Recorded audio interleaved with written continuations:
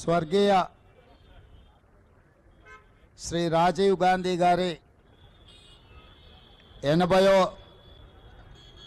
సంవత్సర జయంతి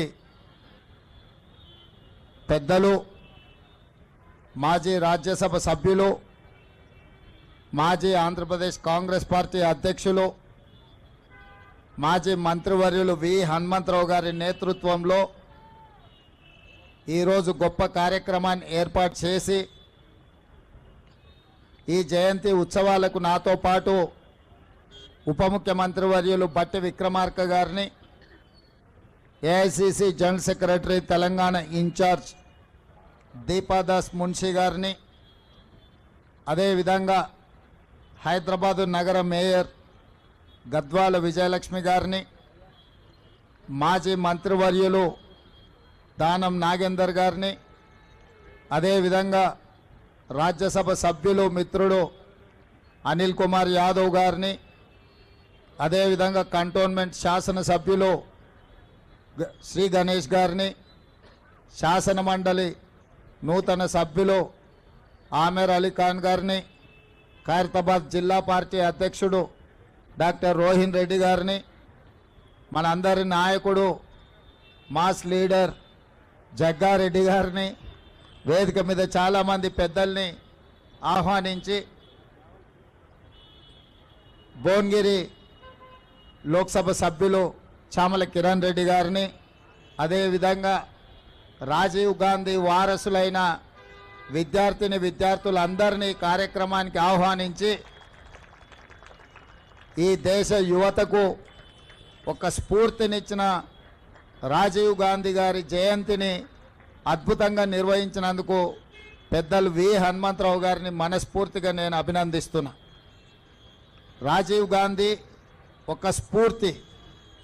రాజీవ్ గాంధీ గారు సమూలమైన మార్పులకు విప్లవాత్మక చైతన్యానికి వారు ఆదర్శంగా నిలబడి ఈ దేశంలో పెద్దలు బట్టి విక్రమార్క గారు చెప్పినట్టు పారిశ్రామిక విప్లవం కొంత వెనుకబడ్డ కంప్యూటర్ విప్లవంతోనే కోట్లాది మందికి ఉద్యోగ ఉపాధి అవకాశాలు వస్తాయి, భారతదేశము ప్రపంచంతో పోటీ పడుతుందని గుర్తించి 1980 దశకంలోనే ఈ దేశానికి కంప్యూటర్ని, ఈ దేశానికి సాంకేతిక నైపుణ్యాన్ని, అదేవిధంగా టెలికాం రంగాన్ని ఈ దేశానికి పరిచయం చేసిన గొప్ప స్ఫూర్తి ప్రదాత శ్రీ రాజీవ్ గాంధీ గారు.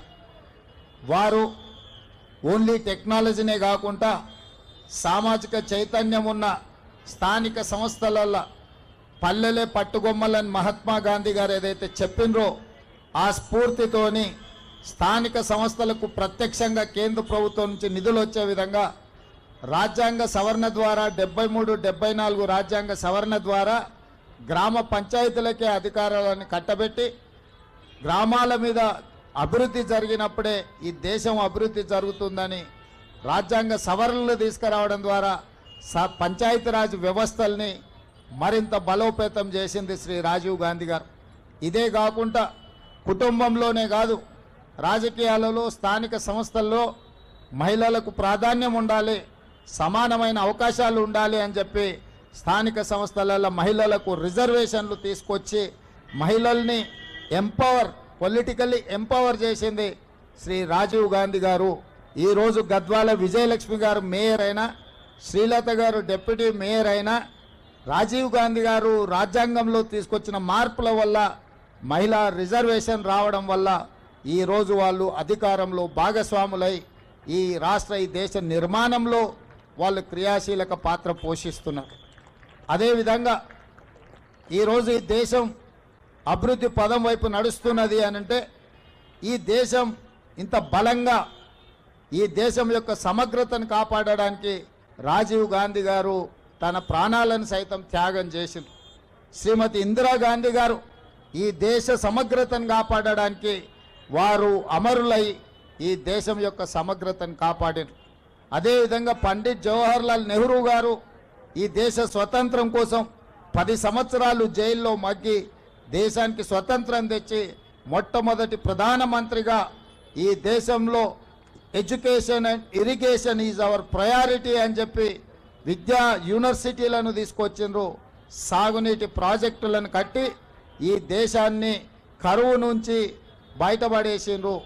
అట్లాంటి వారసత్వంలో వచ్చిన రాజీవ్ గాంధీ గారు, వారి సతీమణి శ్రీమతి సోనియా గాంధీ గారు ఉక్కు సంకల్పంతో 60 సంవత్సరాల తెలంగాణ ఆకాంక్షను తెలంగాణ రాష్ట్రాన్ని ఏర్పాటు చేయడం ద్వారా వారు మన కళను సాకారం చేశారు.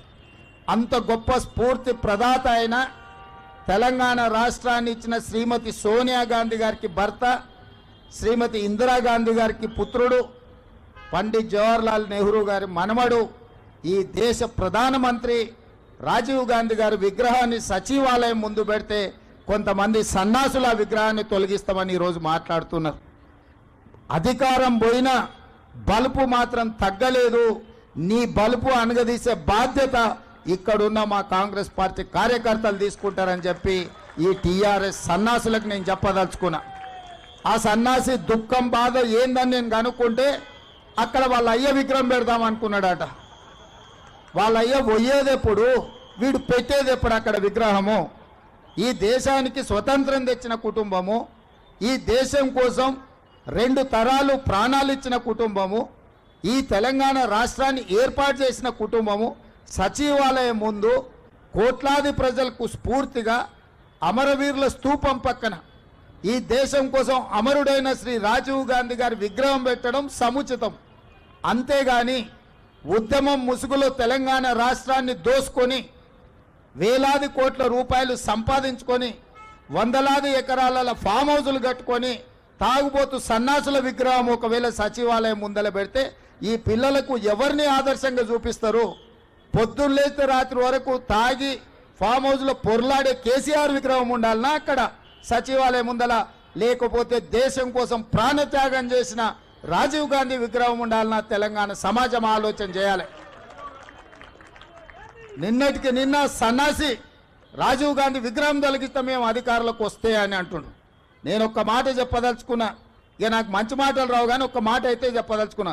ఎవడైనా శాతనైతే వచ్చి రాజీవ్ గాంధీ విగ్రహం మీద చేయి పెట్టండి బిడ్డ, చెప్పు దిగకపోతే చూస్తా నేను. నీ అయ్యా విగ్రహం కోసం దేశం కోసం ప్రాణాలు ఇచ్చిన రాజీవ్ గాంధీ విగ్రహాన్ని తీస్తావా నువ్వు? నీకు అధికారం అనేది కళలో మాట, కళలో కూడా నీకు అధికారం రాదు. అసెంబ్లీ ఎన్నికల్లో 39 సీట్లు ఇస్తే పార్లమెంట్లో వస్తే 7 సీట్లలో డిపాజిట్ పోయింది, 15 సీట్లలో 3rd ప్లేస్లో వచ్చిన సన్నాసి నీ పార్టీ మళ్ళీ అధికారంలోకి వస్తుందా? నీవు మళ్ళీ రాజీవ్ గాంధీ విగ్రహాన్ని తీస్తా అని మాట్లాడతావా? చింతమడక పోతావు బిడ్డ నువ్వు అనుకుంటున్నావు. ఈ చింతపండు అవుతుంది అక్కడికి గిన వస్తే. ఆయనకి ఇప్పుడు తెలంగాణ తల్లి గుర్తొచ్చింది. ఇన్ని రోజులు గాడిదలను కాసినవా? 10 సంవత్సరాలు తెలంగాణ తల్లి విగ్రహం పెట్టాలని సన్నాసి తెలంగాణ గురించి మాట్లాడే నైతిక హక్కు నీకెక్కడదని నేను అడగదలుచుకున్నా.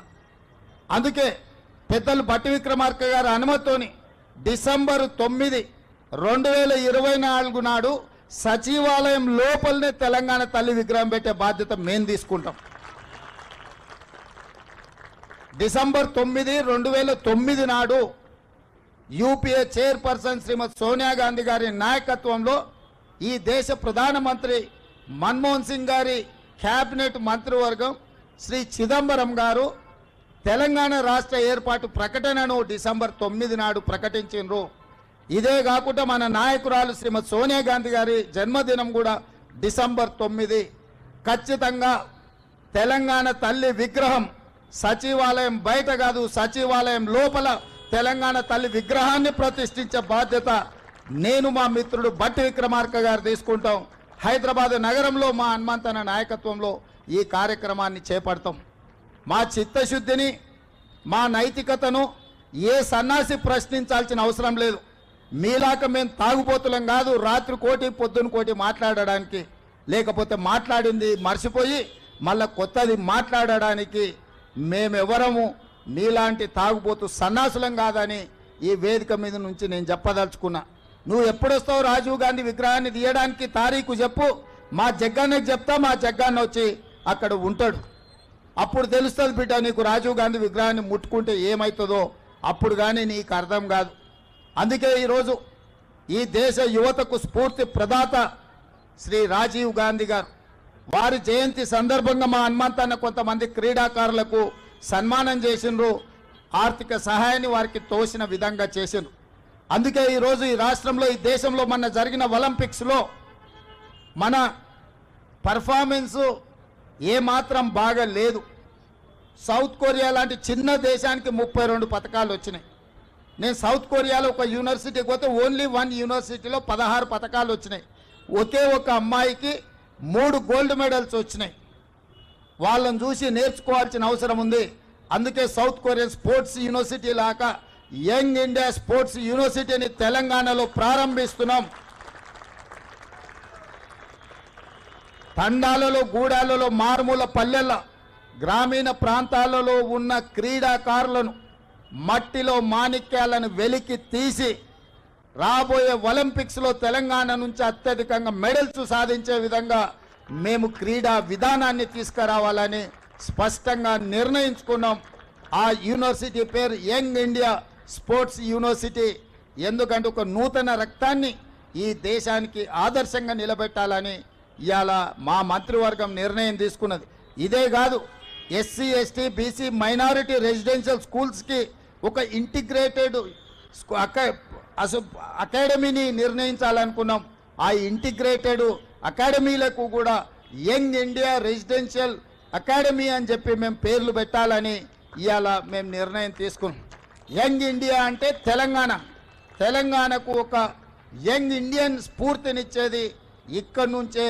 కాబట్టి తెలంగాణ నుంచి ఈ యంగ్ ఇండియా అనే పదము 1920 నుంచి 1931 వరకు మహాత్మా గాంధీ గారు స్వతంత్ర పోరాటంలో ఒక పత్రిక నడిపినారు.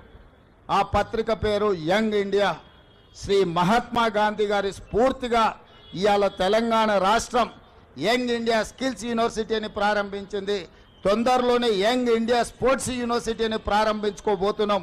ఆ తర్వాత ఇంటిగ్రేటెడ్ రెసిడెన్షియల్ స్కూల్స్కి కూడా యంగ్ ఇండియా పేరు పెట్టి లక్షలాది మంది తెలంగాణలో ఎస్సీ, ఎస్టీ, బీసీ, మైనార్టీ విద్యార్థులకు ఉన్నతమైన చదువులు చెప్పించి వాళ్ళను డాక్టర్లుగా, లాయర్లుగా, ఇంజనీర్లుగా, సైంటిస్టులుగా మా హనుమంతన్న చెప్పినట్టు వాళ్ళని ఎమ్మెల్యేలుగా, ఎంపీలుగా తీర్చిదిద్దే బాధ్యత కాంగ్రెస్ పార్టీ తీసుకుంటుందని చెప్పి నేను ఈ సందర్భంగా తెలియజేయదలుచుకున్నా. మేమందరం మీకు ఉద్యోగాలు ఇవ్వాలనుకుంటే మా హనుమంతన్న కుర్సే ఇవ్వాలంటున్నాడు మిమ్మల్ని ఎమ్మెల్యేలను చేసి. అందుకే ఈరోజు నేను సూటికి ఒక్కటే మాట చెప్పదలుచుకున్న టీఆర్ఎస్ నాయకులకు, అధికారం కోల్పోయి విచక్షణ రహితంగా అసహనంతోని అర్థం పర్థం లేని మాటలు మాట్లాడితే తెలంగాణ సమాజం నుంచి మిమ్మల్ని సామాజిక బహిష్కరణ చేయాల్సి వస్తుంది. శ్రీ రాజీవ్ గాంధీ గారి విగ్రహం యువతకు ఒక స్ఫూర్తి. ఈ యువత ఈరోజు సాంకేతికంగా రాణించిండ్రు. ఈ దేశంలో లక్షలాది కోట్ల రూపాయల ఆదాయం వస్తుందంటే ఐటీ రంగాల నుంచి ఈరోజు వస్తుంది. అట్లాంటి స్ఫూర్తినిచ్చిన రాజీవ్ గాంధీ గారి విగ్రహం సచివాలయం ముందు అమరవీరుల స్తూపం పక్కన ఉండడం సముచితం.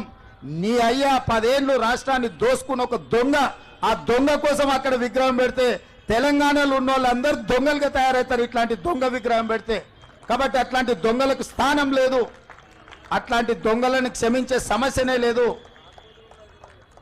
మా జగ్గానే చెప్తున్నాడు, దొంగలే కాకుండా తాగుబోతులు కూడా తయారవుతారు ఆయన విగ్రహం పెడితే అని. కాబట్టి సచివాలయం ముందల తాగుబోతులకు, దొంగలకు స్థానం లేదు. దేశం కోసం ప్రాణాలు అర్పించిన అమరుడైన శ్రీ రాజీవ్ గాంధీ గారి విగ్రహం అక్కడ పెట్టడం సముచితం.